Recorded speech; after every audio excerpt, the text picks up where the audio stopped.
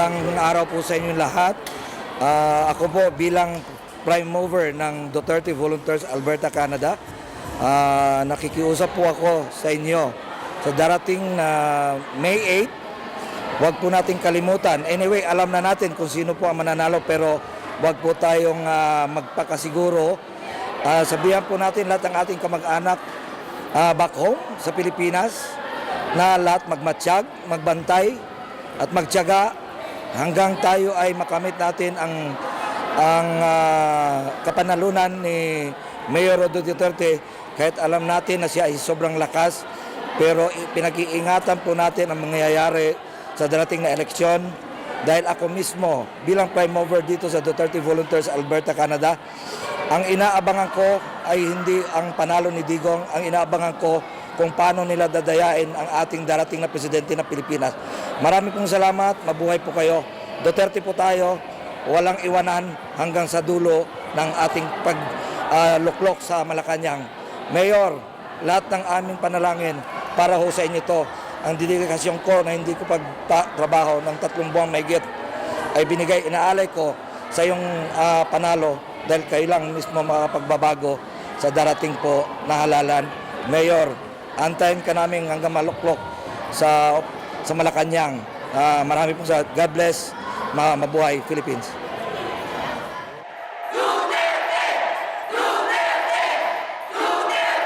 Magandang gabi po sa lahat o magandang hapon po sa lahat. Ako po naman si Romel Duco.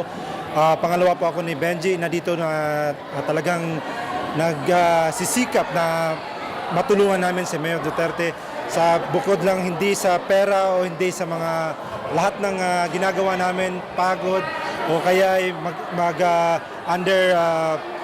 sa trabaho para lang magawa namin yung gusto namin ni Benji dito. At saka hindi lang po yun, gusto natin ng mga Pilipino na magbago po ang pagpamamaraan ng ating mga politiko po sa Pilipinas.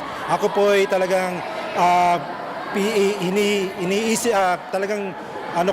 gusto ko talagang mangyayari na mapalitan na lahat yung nasa trapo nating mga politician nandun sa Pilipinas. Kaya po ako pumunta rito sa Canada dahil po hindi ko na po gusto yung mga nangyayari doon sa Pilipinas. At ito na po yung chance natin. Ako po mismo taga Davao at saka alam ko kung ano nangyayari sa Davao. Masaya po kami doon.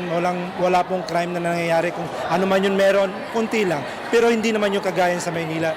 At saka doon po, para kang nasa Canada. Umuwi po ako noong November para ako nasa Canada. Ito po yung gusto ko pong maranasan po, hindi lang sa amin na taga Davao mismo, kundi maranasan po sa buong Pilipinas kung gaano kami ka-safe doon sa Davao ngayon.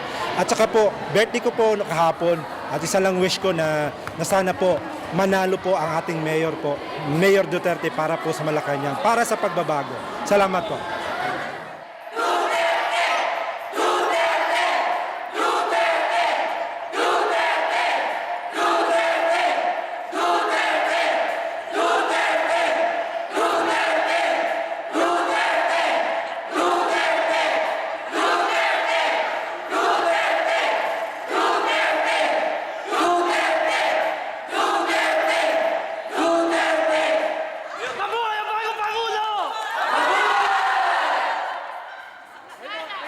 Thank you.